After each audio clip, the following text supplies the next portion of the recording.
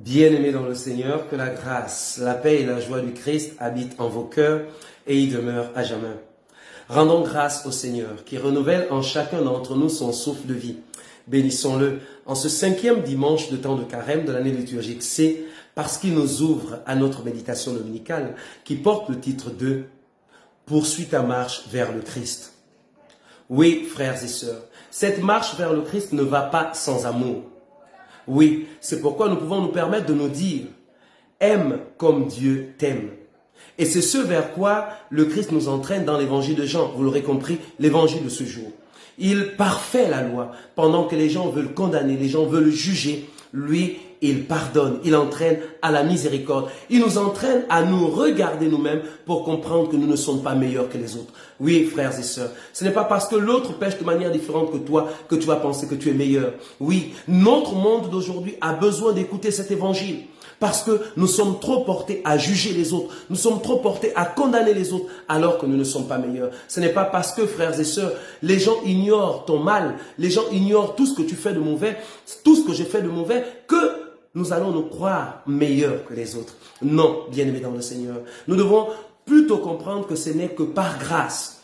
Et si c'est par grâce, comme nous le dit un extrait du chemin de croix écrit par nos grands séminaristes, si l'autre est dans le mal, c'est peut-être parce qu'il est aussi sous l'emprise. Non pas peut-être, c'est parce qu'il est aussi sous l'emprise du malin. Alors que vas-tu faire? Le laisser là-dedans ou l'aider à sortir? L'une des meilleures manières de l'aider à sortir, c'est justement de matérialiser l'amour de Dieu à travers la miséricorde pour ce frère, pour cette sœur, afin que vous deux, tous ensemble, nous entrions dans l'intimité de Dieu. Oui, parce que Dieu ne nous a pas sauvés, il nous sauve. Et c'est ce vers quoi nous entraîne la première lecture tirée du livre d'Isaïe, où nous devons donc demeurer dans la joie parce que Dieu nous sauve chaque jour.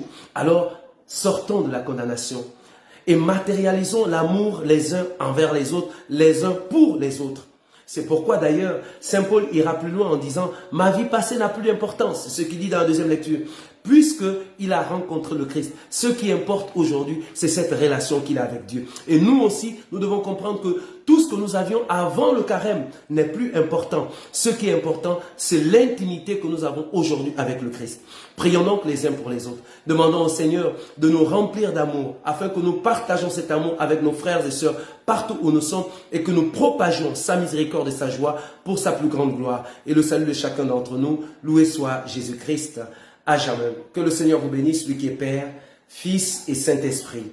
Amen. Soyez bénis.